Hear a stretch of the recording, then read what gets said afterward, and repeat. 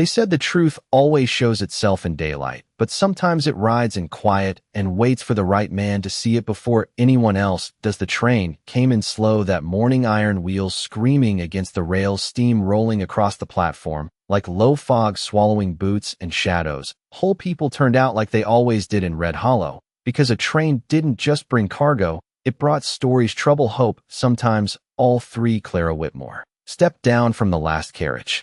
With shaking hands and eyes that had already cried more than this town would ever understand. Her dress was travel-worn, pale fabric streaked with dust from miles of dry land. But it was the way she held that letter tight against her chest that made a few heads tilt. Not fear, not pride, something heavier, like she wasn't holding paper, but judgment. The conductor barely glanced at her as he called out the stop and moved on, because out here, no one asked questions they didn't want answered. A man near the water trough narrowed his eyes, then spoke louder than necessary. "That's her. I seen her face in Silver Junction." Whispers moved quick, faster than wind through fence wire. "Thief," someone muttered. "Liar," said another. And just like that, the space around her shifted. Men who had been strangers seconds ago became a wall. Shoulders angled, voices low, but certain. Clara didn't run. She didn't plead. She just stood there, breathing shallow, like every step she had taken to reach this place had cost her something she couldn't get back. Ethan Cole had been leaning against a post at the far end of the platform, hat low, dust on his boots, same as every morning, but his eyes didn't miss things they never had. He watched the way the circle formed, not rushed, not wild, just steady, like a decision being made. Without words, he pushed off the post, slow, not a man looking for trouble, just a man unwilling to step aside. When it came, he walked through them, without asking, space opening, because something in him made people move. Even if they didn't know why. Clara finally looked up when his shadow crossed hers. Her grip tightened on the letter, knuckles pale. "Don't," she said, barely above a breath. "Not to him, maybe not to anyone." Ethan stopped a few feet away, close enough to see the tremble in her shoulders, close enough to hear the silence behind her words. "I know the truth," he said, simple, flat, like stating the weather. And that was the moment the air changed again, because certainty is louder than accusation. The man from the trough stepped forward, jaw tight. "You don't know nothing, Cole," she took from a dying man. "That letter proves it." The crowd leaned in, hungry for something solid to hold on to. Ethan didn't look at him, not yet. His eyes stayed on Clara. "Then why hasn't she opened it?" he asked, quiet. But it carried further than shouting ever could. The question hung there unanswered. Clara's breath caught, and for the first time doubt slipped into the faces around them. The man hesitated just a second, then recovered, because men like him always do. "She's waiting for a better lie," he said, but his voice lost a piece of itself. Ethan finally turned his head, slow, measuring the man like he was something already understood and not worth fearing. The wind picked up just enough to lift the edge of Clara's dress and rattle the loose board beneath their boots. The train behind them gave a long, low whistle, like it knew it shouldn't stay for what came next. And still Ethan didn't move, didn't reach for anything, didn't explain himself. He just stood there between a frightened woman and a town ready to decide her fate. And in that stillness, something began to crack, not loud, not visible, but real, because out here's sometimes the strongest thing a man can do is refuse to move until the truth finds its way into the light. The silence did not break all at once. It shifted like dry earth under slow pressure. One man stepped back, then another, not out of fear, but because doubt had a way of loosening certainty, and no one in Red Hollow liked the feeling of standing on something that might give way. Clara Whitmore still had not moved. Her fingers remained wrapped around that letter, as if letting go would mean losing more than just paper. Ethan Cole could hear the wind slipping through the gaps in the wooden platform boards, could smell coal smoke fading as the train began to ease forward inch by inch, like it wanted no part in what was unfolding. The man by the trough forced a laugh, too sharp, too quick. "You all just going to stand there?" he said. "She ran from Silver Junction, left a man behind with nothing but that story in her hands." But his words landed softer now, like stones thrown into deep water, without reaching bottom. Ethan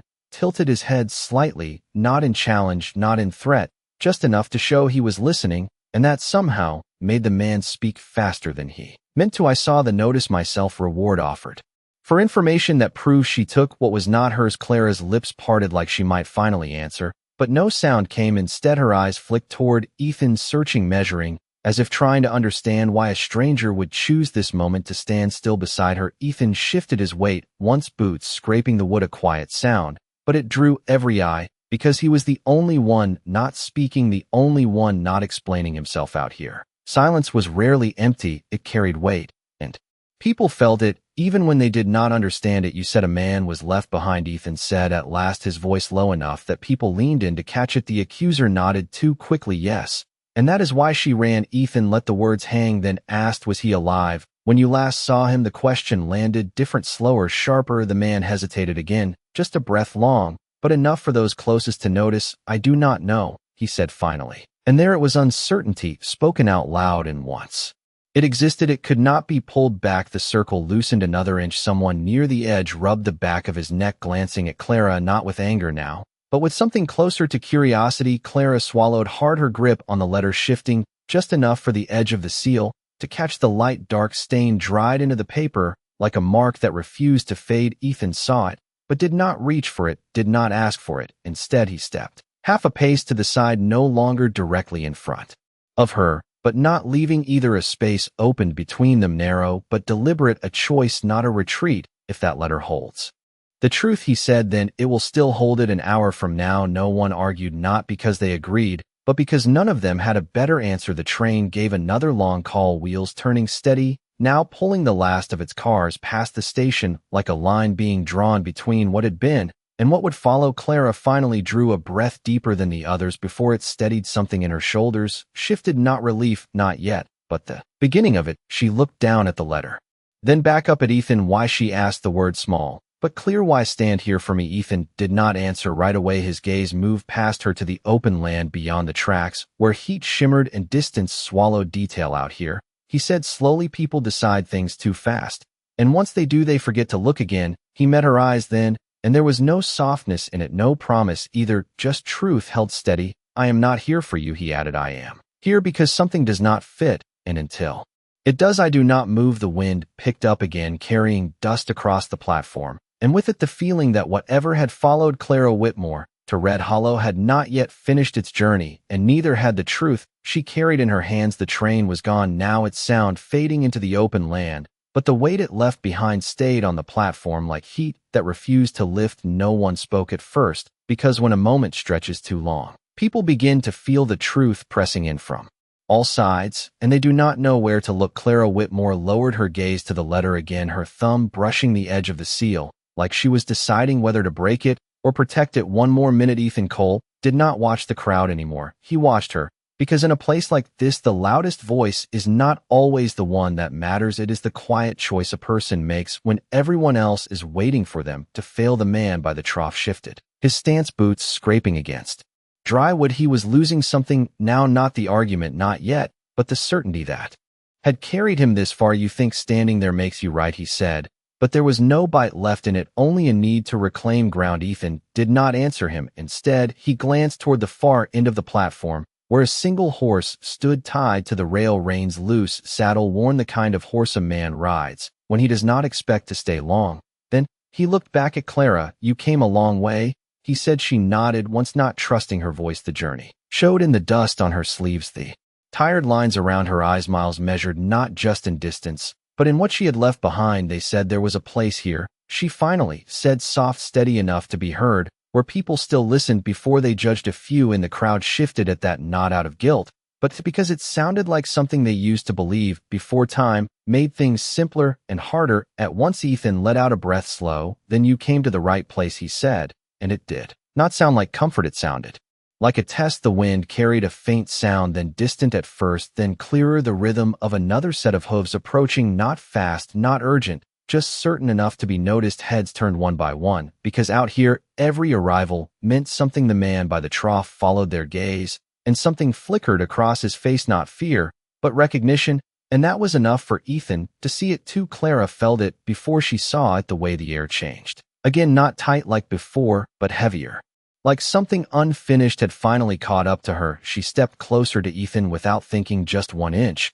But it was enough to say she no longer stood alone. The rider came into view at the edge of the road, hat pulled low, coat long, dust trailing behind his horse like a shadow that would not break. He did not rush, he did not call out. He simply rode forward until the space between him and the platform closed to a distance where every eye could see him. Clearly, he stopped there, looking at Clara first, then at the letter in her hand, and finally at Ethan. Something passed between The two men, not words, not threat, just understanding built on things neither needed to say. The rider spoke. Then voice, even carried by the wind, "You brought it all this way." Clara closed her eyes just for a second, then opened them again. And this time, there was no hesitation. "Yes," she said. The man nodded once slow, then looked at Ethan. "You planning to open it, or just guard it?" Ethan did not move. His hand stayed at his side, his eyes steady. "I am waiting," he said. The rider almost smiled, but it did not reach his eyes. "Good," he replied, "because once it is open, no one here gets to pretend they did not see what was written inside." And the silence that followed was deeper than before, because now they all understood this was never about a rumor, never about a story carried from another town. It was about a truth that had traveled miles in one woman's hand and had finally found a place where it could no longer be ignored. The rider did not dismount right away, and that told Ethan more than any words could. Because a man who stays in the saddle is a man who has not decided whether he belongs to the ground. Yet the horse shifted beneath him, steady but alert, like it felt the tension in the air. Clara Whitmore held the letter closer, now not out of fear, but out of resolve. Something inside her had settled the moment the rider appeared, like a long road finally reaching the place it was meant to end. The crowd did not close in this time. They stayed where they were, held back not by force, but by the weight of what might be revealed if anyone pushed too far. Ethan Cole glanced once at the rider's boots, then at the dust on his coat, small details that spoke of distance traveled without rest. "You followed her," he said, not a question. The rider inclined his head slightly. "I followed the truth," he answered, and his voice carried a kind of calm that did not ask for agreement. The man by the trough let out a breath sharp enough to draw attention. "This is nonsense," he said louder, now trying to gather what little authority he had left. "We are standing here for a piece of paper in a story that keeps changing." But even as he spoke, fewer eyes turned toward him, because something in the moment had already moved past his reach. Clara stepped forward, then just enough for the sunlight to catch her face, the traces of tears still there, but no longer falling. "You were there," she said to the rider, not accusing, not pleading, simply stating what she knew. The rider met her gaze. "I was," he replied, "and I left before the end, because I thought someone else would do what needed to be done." His eyes shifted briefly toward the crowd, then back to her. "I was wrong." The wind slowed, as if even it wanted to listen. Ethan remained where he was, between them, not blocking, not intervening, just present a quiet line that held everything in place. "What is in the letter?" the rider asked. Clara looked down at it again, then back up, not hiding it now, but not offering it either. "It is not mine to keep," she said, "and it is not mine to destroy." The words settled deep, because they carried something simple and rare. Responsibility without pride. The rider gave a small nod. "Then you carried it this far. That means you already chose more than most would." Ethan shifted slightly, the wood beneath his boots giving a soft creak. He could feel the moment stretching again, not breaking, not yet, just waiting for the one choice that would decide everything. "You said, once it is open, no one can pretend they did not see," he said. The rider's eyes met his. "That is right. Then maybe it should stay closed." Ethan replied. A murmur passed through the crowd, not loud, but enough to ripple across the platform. Clara looked at him sharply. "Why?" she asked. "Because truth does not always need an audience," he said. "It just needs the right place to land." The rider studied him longer this time, measuring something deeper than words, and for the first time a trace of respect settled into his expression. "And where do you think that place is?" he asked. Ethan glanced past them all toward the town beyond the tracks, the buildings worn but standing, the people watching but not speaking. "Right here," he said. "But not like this, not when it is being pulled apart by hands that do not care what it means." The silence that followed was different now, not heavy, not tense, but steady, like something had found its footing. Clara drew in a breath, slow, and even then turned the letter in her hands, feeling its weight one last time, before lifting her eyes to Ethan and then to the rider. And in that moment it became clear the next choice would not be forced by the crowd or the past, but made by her alone. And whatever she decided would not just reveal the truth, it would decide who in that place was willing to carry it. Clara Whitmore did not move right away, and that was the moment everything slowed, because when a person finally reaches the edge of a decision, the world seems to wait with them. The wind eased, the dust settled, and even the restless shifting of boots across the platform faded into something quieter, something watchful. Ethan Cole stood where he had been all along, not reaching for the letter, not asking for it, just holding that steady place beside her, like a man who understood that some choices lose their meaning the second they are forced. The rider remained in the saddle, eyes fixed on Clara, not impatient, not pressing, only present, like he had come this far to witness what she would choose not to control it. The crowd felt it too, though none of them would have said it out loud. The moment no longer belonged to them. It had slipped from their hands. Without a sound, Clara lowered her gaze to the letter again, tracing the edge where the seal had held.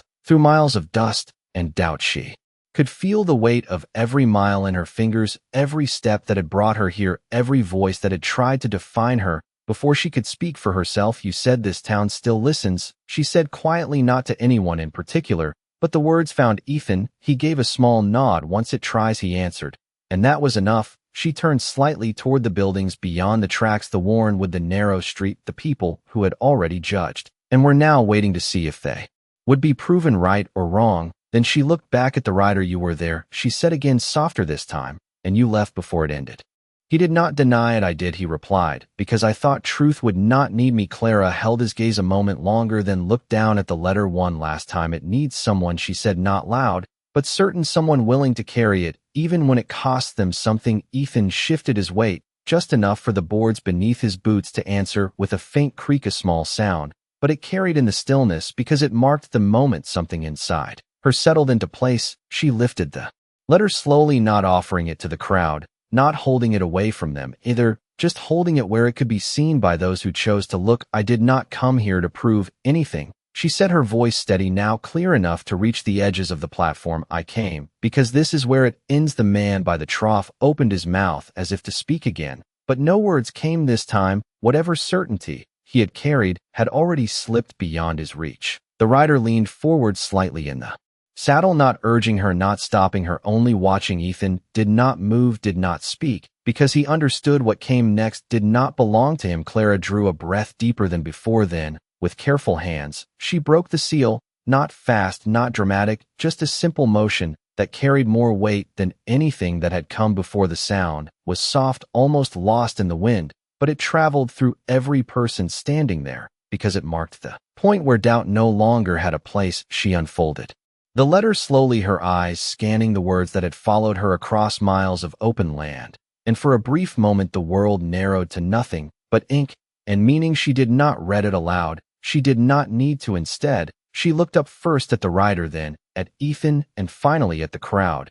And in her eyes there was no fear left, only a quiet certainty that made people look away before they realized they were doing it. "You were right," she said to Ethan, barely above a breath, but clear enough for him to hear. "Truth does not need an audience, it only needs a place to land." She folded the letter again carefully, as if it were something to be carried, not displayed, then stepped forward off the platform toward the town itself, not asking permission, not waiting for approval. The crowd parted without a word, not because they understood everything written in that letter, but because they understood something more important, that whatever was inside it had already found its place. And for the first time since she arrived, Clara Whitmore walked without hesitation, while behind her Ethan Cole remained where he stood, watching not the letter, not the rider, but the way the town itself seemed to shift around a truth it had not yet heard, but could no longer ignore. Clara Whitmore did not look back as she stepped off the platform and onto the main street, and that was what people remembered later, not the letter, not the accusations,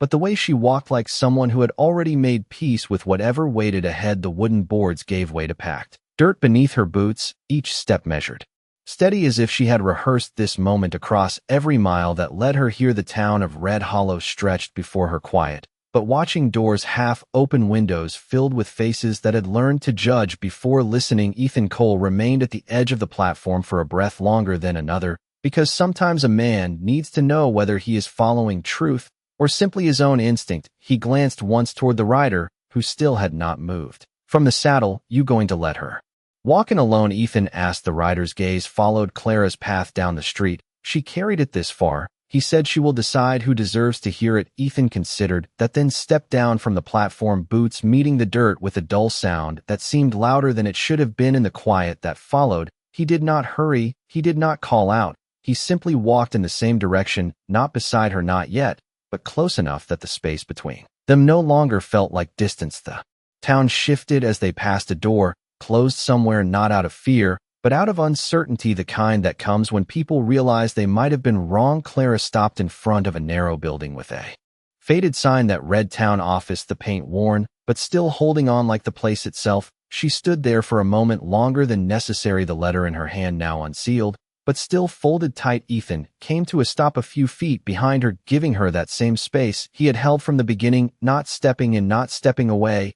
Just there the rider finally dismounted, in the distance the sound of boots meeting dirt, carrying faintly across the street, but he did not approach. He remained where he was, watching like a witness who understood his part had already been played. Clara lifted her hand and pushed the door open. It creaked low, slow, like it had not been asked to welcome anything new in a long time. Inside, the room was dim, cooler than the sun outside, dust floating in thin lines of light that slipped through the window. A desk sat near the far wall, papers stacked unevenly, as if they had been left untouched for too long. A man stood behind it, older, gray at the temples, eyes that had seen enough to stop asking questions too quickly. He looked up as she entered, then past her to Ethan, who paused at the doorway, not crossing the threshold. Clara stepped forward, placing the folded letter gently on the desk, not sliding it, not dropping it, but setting it down like something that deserved to be received. "I was told this is where things are made official," she said, her voice calm, now the kind of calm that comes after a storm has already passed. The man studied her, then the letter, then the two men beyond her, one on the street, one in the doorway, and something in his expression shifted, not curiosity, not suspicion, something closer to understanding. He nodded once, slow. "That depends on what you bring," he said. Clara's fingers rested on the paper a moment longer before she let go. "Then this is where it belongs," she replied. The room fell quiet again, but this time it was not the kind of silence that waits for conflict. It was the kind that waits for truth to settle into its place. Ethan leaned slightly against the doorframe, hat still low, not interfering, not claiming anything, his presence unchanged from the moment he first stepped forward. And outside, the town held its breath, not because they knew what was written in that letter, but because they could feel that whatever it held was about to change, something they had accepted for far too long. The man behind the desk did not reach for the letter right away, and that pause carried more weight than any quick reaction could, because in places like Red Hollow, the difference between knowing and admitting often came down to a single breath. He rested his hands flat on the wood, eyes fixed on the folded paper, as if he already understood what it might contain without needing to read a word. Clara Whitmore stood still across from him, shoulders no longer tense, but not relaxed either. She had not come this far to feel relief. Not yet. Ethan Cole remained at the doorway, the brim of his hat casting a shadow over his eyes, but nothing about him was hidden. He watched the room, the man, the letter, not like someone waiting for an answer, but like someone measuring whether the answer would be allowed to exist. The older man finally exhaled slow and reached forward, fingertips brushing the edge of the paper before pulling it closer, not rushed, not hesitant, just deliberate. "You brought this here," he said, his voice low. Even Clara nodded. "Once I did." "And you opened it before you came?" His eyes lifted to her. She held his gaze. "I did." The man studied her a moment longer, then unfolded the letter with care. The sound of paper shifting filled the room, quiet but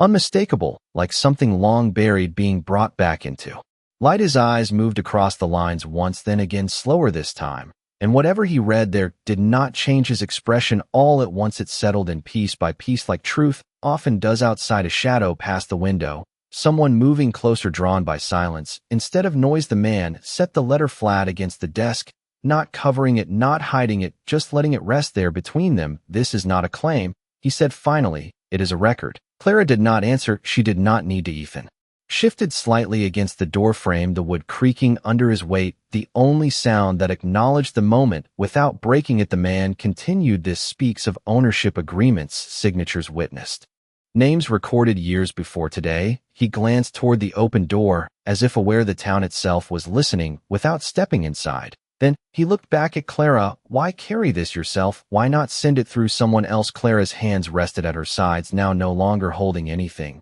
but still carrying everything. "Because it would not have made it," she said, plain and simple. "It needed to arrive with someone who understood what it meant." The man's eyes flicked briefly toward Ethan, then back to her.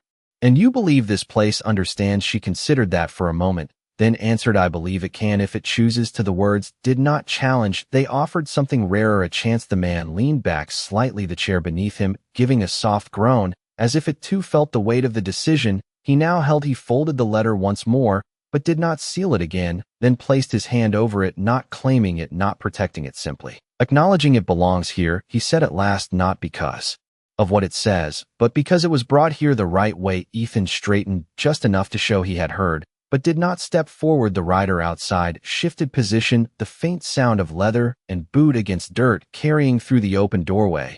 As if even he understood the moment had reached its turn, the man behind the desk looked past Clara toward Ethan, then out to the street, and for the first time, there was no uncertainty left in his expression, only acceptance of what would follow. "This will change things," he said quietly, not as a warning, not as a threat, just as fact. Clara nodded once. "That is why I came." The room fell still again, but this time it was not waiting for truth, it was holding it. And outside Red Hollow no longer felt like a place deciding what to believe, but a place beginning to understand that something it had always accepted without question was about to be seen differently, whether it wanted to or not. The letter remained on the desk, beneath the man's hand, but its presence had already moved beyond the room and into the street, like a quiet signal that something long settled was beginning to shift. Clara Whitmore did not step back. She did not claim space. She simply stood where she had placed the truth and let it rest there. Ethan Cole watched the man behind the desk, not for reaction, but for decision, because in places like this, truth did not change anything until someone chose to carry it forward. Outside, the murmurs had begun, not loud, not chaotic, just low voices threading through each other as words spread. Without being spoken, the rider leaned against the hitching rail, now arms folded, hat still low, his eyes never leaving the doorway, as if he understood that whatever came next would not be announced, it would be accepted or resisted. In silence, the man behind the desk lifted his hand from the letter slowly, and for a brief second, it seemed like he might fold it away, place it in a drawer, and let it disappear into the same quiet corners where inconvenient things were often kept.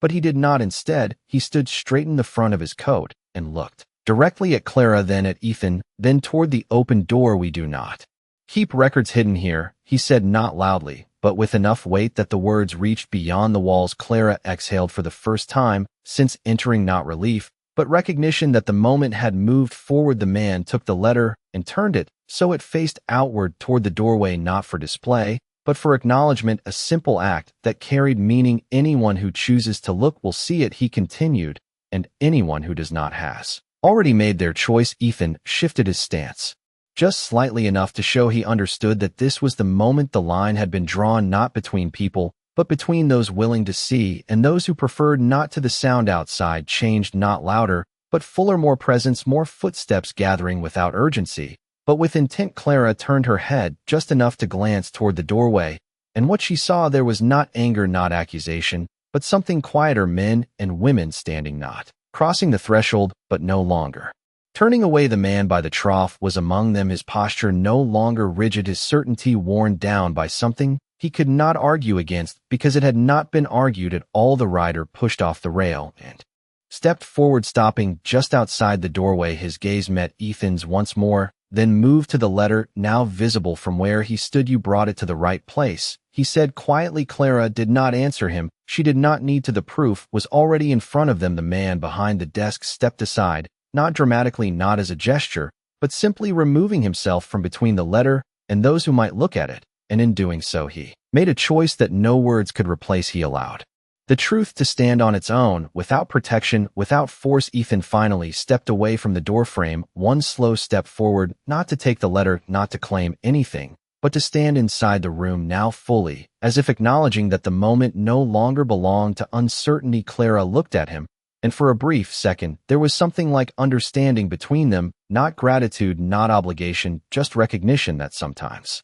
one person standing still is enough to change the direction of everything outside. The town did not erupt, it did not divide, it simply adjusted like land settling after a long strain, and in that quiet shift something deeper took hold, not the content of the letter, not the names written inside it, but the fact that it had been carried across miles, not by force, not by fear, but by someone who chose not to let it disappear. And as the wind moved softly through the open doorway, lifting the edge of the paper just enough to remind them all that it was still there, Clara Whitmore remained where she stood, no longer holding the truth, but no longer alone in carrying what it meant. No one reached for the letter, and that was the first sign that something had truly changed, because in Red Hollow people had always been quick to take hold of things they did not fully understand, but now they stood back, as if the paper itself carried a weight that demanded distance. Clara Whitmore remained near the desk, her hands now empty, yet not uncertain the absence of.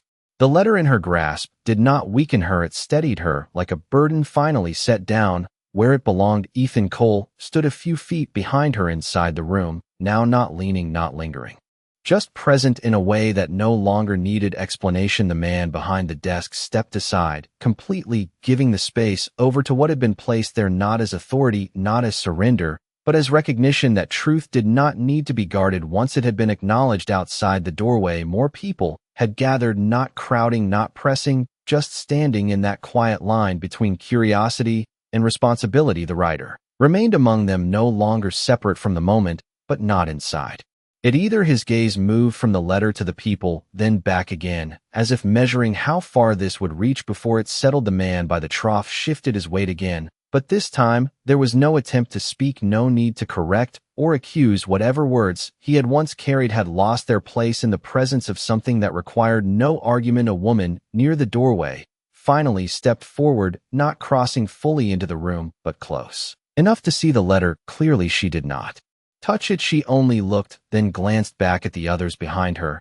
and in that simple exchange something passed between them, not confirmation, not doubt, but awareness that whatever was written there was not meant to be hidden or twisted. It was meant to be understood. Clara watched this unfold, not with pride, not with relief, but with a quiet stillness that came from knowing her part was no longer to explain, but to allow. Ethan's eyes followed the movement as well, noting the way people approached. Not as a crowd, but as individuals, each one choosing for themselves whether to see or turn away, and that was the difference that mattered most. The man behind the desk folded his arms loosely, not closing off the moment, but holding it in place long enough for it to take root. This town has a way of remembering things wrong, he said softly, almost to himself, but the words carried just enough to reach those nearest. Sometimes it takes something like this to remind us what was written before we decided what we wanted it to mean. Clara turned her head slightly toward him, then back to the doorway.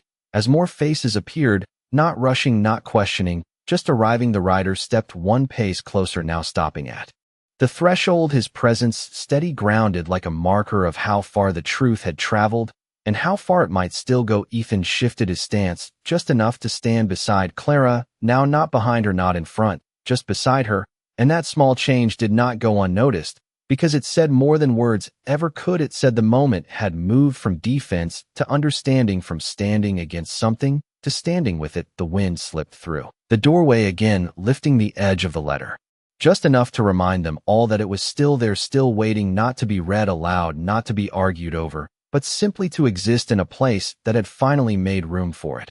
And as the quiet continued to stretch, not empty, but full, Clara Whitmore did not move. She did not need to, because for the first time since she stepped off that train, the truth she carried was no longer hers alone, and the town of Red Hollow, whether ready or not, had begun to carry it with her. Time did not move the same way inside that room anymore. It stretched and folded around the quiet choices being made one by one. A man stepped forward from the doorway, older, hat in his hands, not out of fear, but respect. He looked at the letter for a long moment, then at the man behind the desk. Is it true? He asked, not demanding, not doubting, simply asking the question no one had dared to form out loud. The man behind the desk did not answer immediately. He glanced once at Clara Whitmore, then back at the paper before him. It is written, he said finally, and the words carried a different weight than truth or lie because they placed responsibility back into the hands of those who heard them. The older man nodded slowly, as if that was enough, not because it answered everything,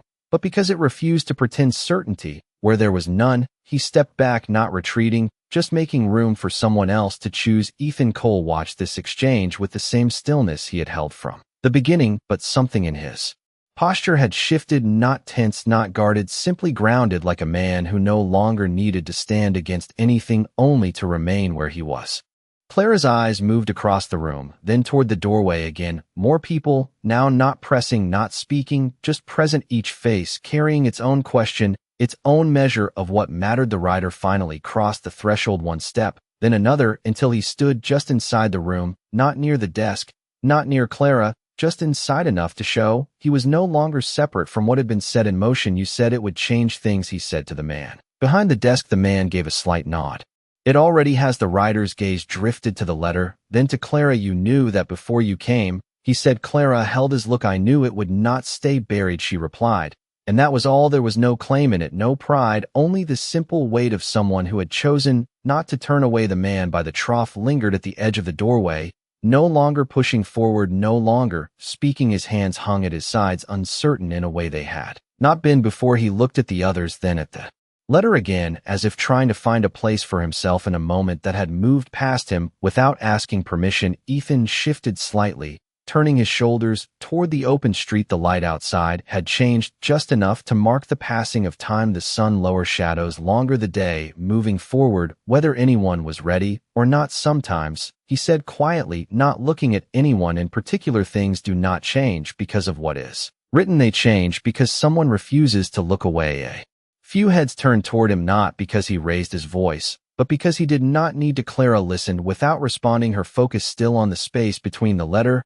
and the people who chose to see it. The man behind the desk rested his hand lightly beside the paper again, not covering it, not claiming it, just holding its place in the room. It will be recorded, he said after a moment, not as something new, but as something that should have been known all along. The writer gave a small nod, then stepped back half a pace, not leaving, but no longer moving closer. His part had never been to speak for it, only to ensure it arrived. The quiet deepened again, not heavy, not uncertain, but settled like dust after a long wind. Clara finally let out a slow breath, her shoulders easing, not from relief, but from completion. The path she had carried was finished. Ethan turned his head slightly toward her, then back to the doorway, his presence unchanged, but now no longer needed in the same way. Outside, the town did not gather in noise, it did not divide, it simply continued, but with something different beneath it, a quiet awareness that what had been accepted without question might not remain that way. And inside that small room, with the door open to the street and the letter resting where it could be seen, no one rushed to close it away, because for the first time in a long while, Red Hollow was not afraid of what might be read in the light. The room did not empty when the moment passed, and that was how Ethan Cole knew it had not truly ended, because when people leave too quickly, it means they have decided nothing has changed. But here they remained, some shifting toward the doorway, some stepping inside, not to argue, not to question, but to stay long enough to understand what had been placed before them. Clara Whitmore stood near the desk, her hands resting at her sides, the faint dust on her sleeves catching the late afternoon light. She no longer looked at the letter. She did not need to. She had already carried it further than anyone else in that room ever would. The man behind the desk reached for a small ledger, worn at the edges, pages thick with years of entries that had once seemed permanent. He opened it slowly, the sound of paper turning soft, but steady like time itself being acknowledged. He dipped a pen into ink, then paused just long enough to glance at Clara one more time, not asking permission, not seeking confirmation, only recognizing the weight of what he was about to record. Names matter, he said quietly, and so does the moment they are written down. Clara gave a slight nod, her expression unchanged, but her eyes clear in a way they had not been when she first stepped off the train. Ethan shifted his stance a fraction, his gaze moving from the ledger to the open doorway, where the town still lingered, watching, not intruding, but no longer distant. The rider stood just inside the threshold, now his posture relaxed, but attentive, like a man who had finished a long ride, but had not yet decided whether to stay. The pen touched the page, and for a few seconds there was no sound, but the faint scratch of ink forming letters that would not fade. When the man finished, he closed the ledger gently, then placed it beside the letter, not on top of it, not above it, just beside it, as if to say one did not outweigh the other. Outside, a young boy stepped closer to the doorway, eyes wide, not with fear, but curiosity, the kind that has not yet learned to doubt.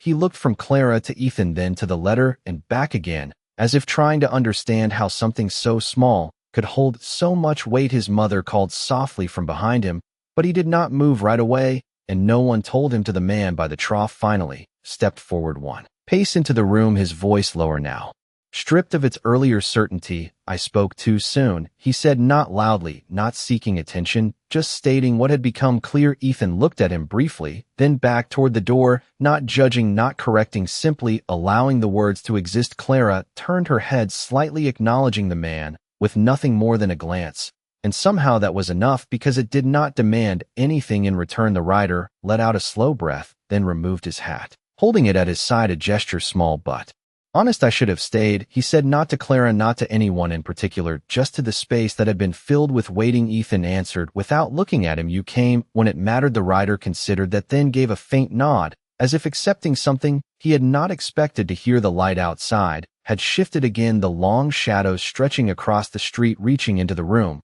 Without asking permission, Clara took one small step back from the desk, not retreating, just creating space between herself and what she had brought here. Her shoulders eased, not because everything was resolved, but because her part in it had reached its end. Ethan straightened fully. Now no longer leaning, no longer observing from the edge, his presence unchanged, but quieter in a way that meant it was no longer needed to hold anything in place. Sometimes, he said softly, the hardest thing is not carrying the truth. It is letting it stay where it belongs. No one answered, because no one needed to. The letter remained on the desk, the ledger beside it, the door open to the street and the town beyond, not the same as it had been that morning, and as the wind moved through, once more lifting the corner of the page just enough to remind them all it was still there. Clara Whitmore turned slightly toward the light, not leaving, not staying, just standing in that narrow space between what had been and what would come next. And for the first time since her arrival, no one in Red Hollow tried to decide for her which direction she should go. The light had begun to soften by the time the room finally exhaled, and it was not a release, but a settling, like dust finding its place after a long stretch of wind. Clara Whitmore stood near the doorway, now no longer between the desk and the town, but somewhere in between both spaces, as if she belonged to neither and did not need to. Ethan Cole remained a few steps inside the room, his posture unchanged, but his eyes no longer searching. They had found what they needed long before anyone else realized it. The man behind the desk closed the ledger fully, this time his hand resting on it for a moment, as though acknowledging that something written there would outlast all of them. Outside, the town had not returned to its usual rhythm, not yet. There was still a quiet thread running through it, something that made voices lower and glances linger a little longer on things once past. Without thought, the rider stepped back out into the street, boots landing softly on the dirt.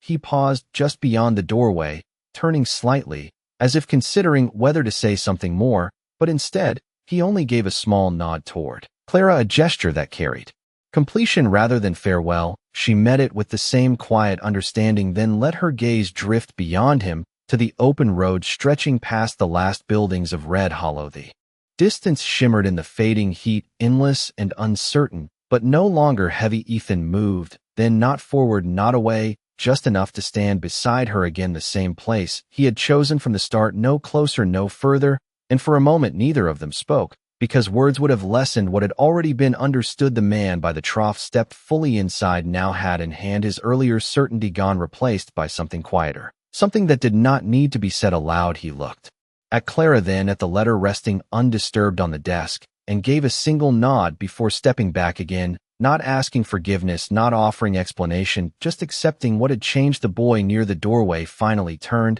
and ran lightly back toward the street, his footsteps quick but not urgent, as if carrying something unseen but important back into the town. Clara watched him go, then let out a breath she had been holding longer than she realized, not relief, not exhaustion, just a release of what no longer needed to be carried. Ethan glanced at her briefly, then out toward the horizon. You staying? He asked, his voice low. Even Clara considered the question, not with hesitation, but with care. She looked back at the desk, at the letter, now part of something larger than herself, then at the town that had begun to shift in ways it did not yet understand. Not for the reason I came, she said, and that was enough. The wind moved again, softer, now carrying the scent of dry earth and distant grass.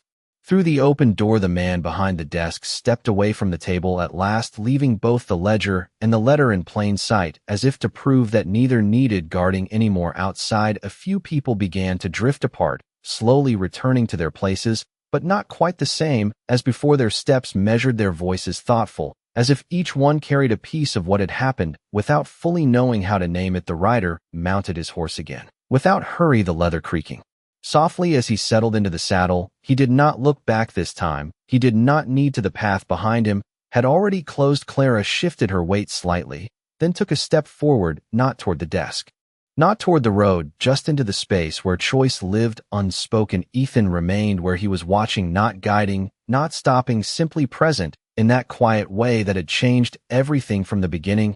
and as the last light of day stretched long across the floor of the room, touching the edge of the letter, without moving it, Clara Whitmore stood in that moment between what had been carried and what would be left behind, knowing that for the first time since she stepped off that train, nothing in Red Hollow was waiting to decide who she was anymore. The sun had almost slipped behind the low hills when the last of the shadows stretched long across the floor of the town office and touched the edge of the letter without ever moving it. And that was how things remained, not forced, not altered, just left where they belonged. Clara Whitmore stood in the doorway, now neither inside nor outside, her silhouette caught between light and dusk like a figure, deciding whether to become part of a place or simply pass through it. Ethan Cole remained a step behind her, not closing the distance, not letting it widen, his presence the same quiet constant it had been from the very first moment he chose not to look away. The town of Red Hollow had begun to return to motion, but not to what it had been. Men walked slower, voices carried less certainty, doors opened with a different kind of hesitation, as if each person had learned that not everything should be decided before it was understood. The man behind the desk did not return to his chair. He stood beside the ledger and the letter, both resting in plain view, neither hidden nor displayed, simply there as they were meant to be. The boy who had lingered earlier now ran across the street again, this time laughing lightly, as if whatever had shifted in the town had not taken something from him, but given something back. The rider had already gone, his figure small now against the wide horizon, his purpose complete without needing to be spoken aloud. Clara took a single step forward onto the dirt of the street, then stopped, not because she was unsure, but because she finally had the space to choose. Ethan turned his head slightly toward her. "You do not owe this place anything," he said, his voice low, even as always. Clara let the words settle, then shook her head gently. "No," she said, "but it does not owe me anything either." The wind moved between them, carrying the scent of evening dry grass, distant wood smoke, something familiar, something grounding. She looked down the street, then back toward the office. The letter was still visible from where she stood, just a piece of paper resting where it had always needed to be, not in her hands, not hidden in a pocket, not carried across miles anymore, just there. Ethan followed her gaze, then looked out toward the open land beyond the last building. "Some truths," he said quietly, "are not meant to travel forever. They just need to arrive." Clara nodded once, and for the first time since she stepped off that train there was a softness in her expression, not relief, not joy, something steadier, acceptance. She turned slightly toward him, not asking, not expecting, just acknowledging. "You knew," she said. Ethan gave the smallest shrug, not dismissing, not claiming. "I saw enough," he answered.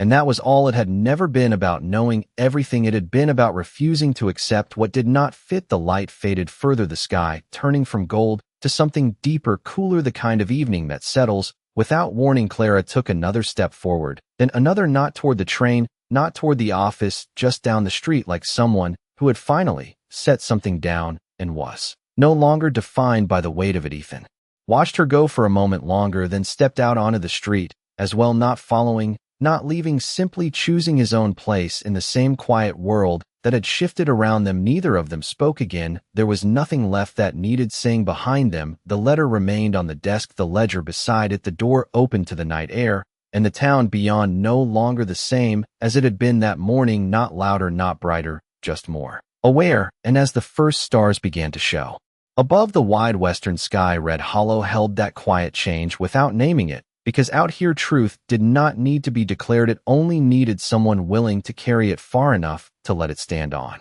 its own, and someone else brave enough not to turn away when it finally did.